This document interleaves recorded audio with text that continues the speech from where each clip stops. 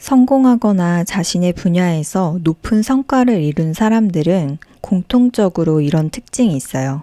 그 특징은 하나같이 책 읽기를 강조한다는 거예요. 모두 다 좋다고 말하는 걸 보면 분명 독서는 인생에 도움이 되는 건 맞는 것 같아요.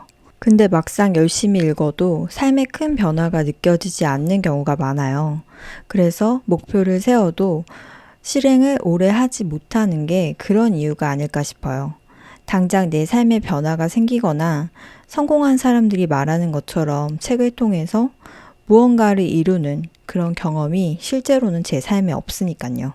그러다 보니 계속 읽어도 이게 뭐가 좋은지 모르겠고 딱히 내가 더 나아지거나 좋아지는 게 없는 것처럼 느껴지는 거겠죠. 대단한 부자는 아니더라도 책을 통해서 내 삶에 어떤 변화를 만들고 싶다 이런 분들 분명 많으실 거라고 생각해요. 새해 목표로 독서를 꼽는 분들도 꽤나 있을 거고요. 그런 분들을 위해서 어떤 방식으로 독서를 했을 때 삶이 더 나은 방향으로 갈 수 있는 건지, 변화를 꾀하는 독서법이 따로 있는 것인지에 대해서 이 영상을 통해서 알려드리도록 할게요. 대부분 성공한 사람들은 책을 즐겨 읽었고 독서를 강조했어요. 그들이 책 읽기를 강조했던 건 책을 통해 내 부족함을 보완하고 배울 점을 쉽게 얻을 수 있기 때문이었어요. 그래서 성공한 사람들은 책을 통해서 자신의 길을 찾고 성장을 위해 필요한 재료들을 이 안에서 찾은 게 아닌가 싶어요. 읽고 쓰는 것에 통달한 전문가들은 도대체 어떤 방식으로 독서를 할까? 내가 책을 읽는 방식과 차이가 있나? 또는 그들이 읽는 분야의 책은 내가 읽는 것과 다른가? 이런 의문이 책을 읽으면서도 정말 많이 들었어요. 제가 갖고 있던 의문에 대해서 이동진 평론가의 닥치는 대로 끌리는 대로 오직 재미있게 이동진 독서법이라는 책을 통해서 설명을 해드리려고 해요. 이 영상을 보면 어떤 방식으로 독서를 하는 게 좋을지에 대해서 확실하게 알게 되실 거예요. 책을 읽을 때 독서력을 기르는 방법은 총 3가지가 있어요. 첫 번째는요, 책 속에서 길을 찾으려고 하지 않는 거예요. 우리가 제일 많이 들은 말이 있죠. 책에는 길이 있다. 근데 이 길이 어떤 길인지, 또 실제로 그 길을 찾는 사람들이 있는지 잘 모르겠다는 생각이 들더라고요. 막상 책을 읽더라도 그 길을 어떻게 찾는 건지 막막하기도 하고요. 근데 책에서 정말 기억에 남는 부분이 있었는데요. 저자는 독서에 대해서 이런 말을 했어요. 길을 찾기 위한 독서도 있지만 길을 잃기 위한 독서도 있다고요. 진정한 독서는 우리가 원래 가고 있던 정해진 길만 머무는 게 아니라 그 밖으로 나가게 만든다고 말하고 있어요. 그래서 길 위에서만 있으면 안 보이던 것들도 보게 해주는 그런 책이 좋은 책이라고 말을 하죠. 사실 많은 자기계발 영상과 책을 보면서 피로감을 느끼는 경우가 되게 많잖아요. 저도 그랬거든요.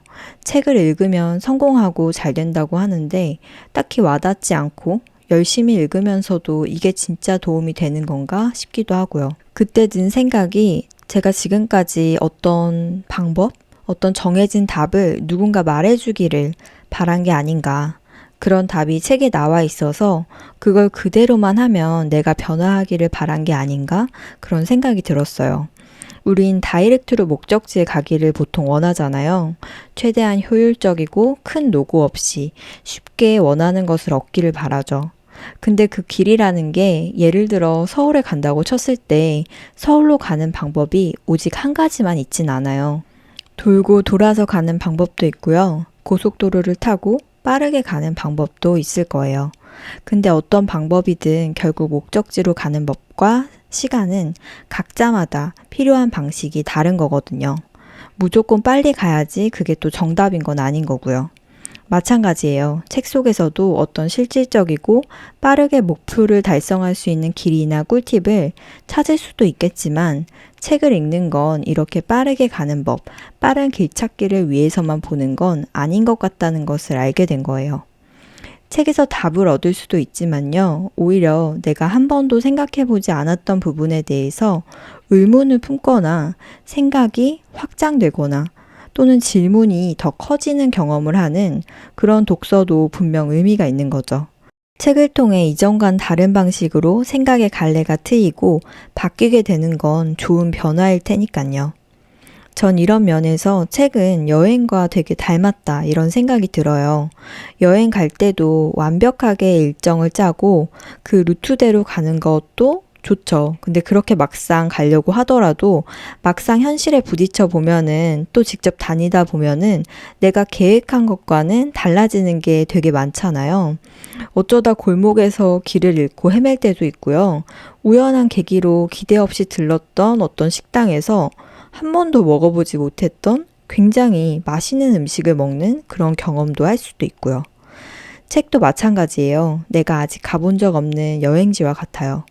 저자가 만들어둔 새로운 길을 한 발 한 발 따라가다 보면 기대했던 것을 얻을 수도 있지만 새로운 질문을 오히려 더 얻을 수도 있어요.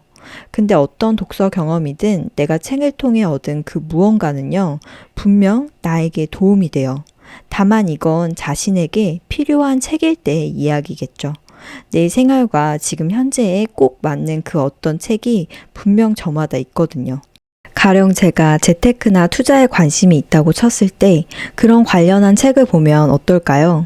굉장히 큰 도움이 되겠죠. 내가 잘못 알고 있던 정보도 정정할 수 있고요. 이런 방법으로 해도 괜찮겠네 라는 어떤 유용한 팁을 얻을 수도 있을 거예요.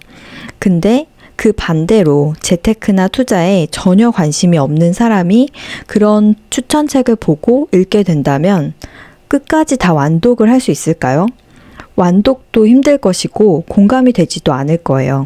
이렇게 책을 통해서 얻고 싶은 것이 있고 실질적인 변화를 만들고 싶은 분들이라면 나의 상황과 관심사, 고민과 관련된 책을 선택하는 게 1순위로 중요해요. 그리고 책을 읽을 때는요, 내가 실천할 만한 한 가지를 그 책 속에서 하나씩 얻는 게 두 번째로 중요한 점일 거예요. 두 번째, 책에 대한 책임감을 갖지 않기. 책을 읽다 보면 완독에 대한 부담을 갖고 계신 분들이 많아요. 저도 처음부터 끝까지 다 읽은 게 아닌 책은 제가 읽은 책으로 치지 않았거든요.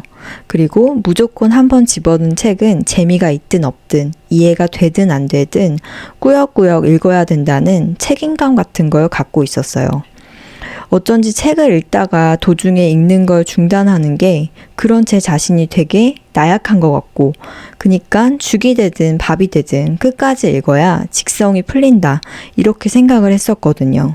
근데 그러다 보면 독서가 좀 일처럼 느껴지고 즐겁기보다는 부담되는 작업으로 느껴지는 거예요. 근데 이렇게 의무감이나 부담을 갖고 읽는 행위는요, 오래 가기가 되게 어려워요. 쉽게 실증을 내고 중단을 하기도 쉽겠죠. 소설처럼 서사가 있는 장르라면 사건의 발단과 전개 과정을 알아야 되니까 완독을 해야겠지만 그 외의 분야의 책이라면 나에게 필요한 지식 정도를 얻는 정도면 충분하다고 할 수 있어요. 책에서도 저자는 말하는데요. 책에 대해서 끝까지 책임을 지려고 하지 않아도 된다. 안 읽히면 또 흥미가 없다면 포기해도 된다. 이런 말을 하거든요. 그만큼 완독에 대한 부담만 내려놓아도 책을 읽는 행위에 대한 무게감은 반 이상은 줄어들 거예요. 세 번째는요, 책을 읽은 뒤에 구조화하는 거예요. 많은 이들이 책을 읽고 난 뒤에 내용이 기억이 남지 않는다 이런 이야기를 많이 해요. 저도 몇 년 전에 읽었던 책을 보면은 어떤 내용이었는지 가물가물할 때가 되게 많거든요. 읽긴 읽은 것 같은데 뭐였더라? 아무리 생각해도 떠오르질 않는 거예요. 그럴 때는 내가 헛읽었구나, 시간 낭비했네 이런 생각이 들더라고요. 근데 어떤 책을 읽든 우리가 그 내용을 기억하지 못하는 건 이상한 게 아니에요. 머릿속에 모든 정보를 저장을 하는 건 뇌 구조상 애초에 불가능하고요. 우리가 책을 읽는 근본적인 이유는 생각하는 법을 익히기 위함이에요. 그리고 세상을 대하는 실질적인 방법을 책에서 얻으려는 목적인 거죠. 그래서 구체적인 내용을 기억하지 못한다는 것 때문에 헛읽었다, 자괴감을 느끼지 않으셔도 돼요. 그럼에도 이왕 읽은 책을 오래 기억하고 새기고 싶다, 그런 생각을 하는 분들이라면 읽고 머릿속에 뭉뚱그려진 그 정보를 그대로 마음속에 품고 있지 말고 바깥으로 표현을 한번 해보세요. 이 표현이란 바로 글이나 말의 형태로 읽은 것을 드러내는 활동을 의미해요. 이동진 평론가는 책을 읽고 난 뒤에 140자도 좋고 단 두세 줄도 좋으니 자신의 느낌을 글로 적어보라고 말을 하거든요. 여유가 된다면 블로그에 리뷰를 남겨도 좋고요.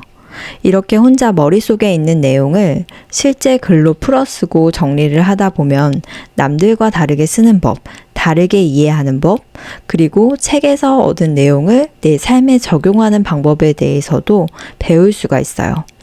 이런 방식으로 읽었을 때 책은 우리가 원하는 방향을 나아가는 데에 분명 유용한 도구가 될 거예요.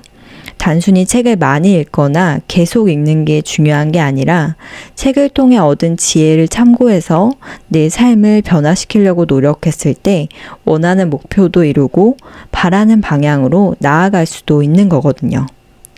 그간 저도 꾸준히 책을 읽어왔는데요. 그전에는 의식적으로 책을 많이 읽어야 돼, 이런 생각을 갖고 많은 이들의 입에 오르내리거나 유명한 추천책들의 목록을 독파하는 것을 목표로 삼았었어요. 근데 100여 권이 넘는 책을 읽으면서 드는 생각이 내가 계속 읽기만 하는 게 아니었나? 이런 생각이었거든요.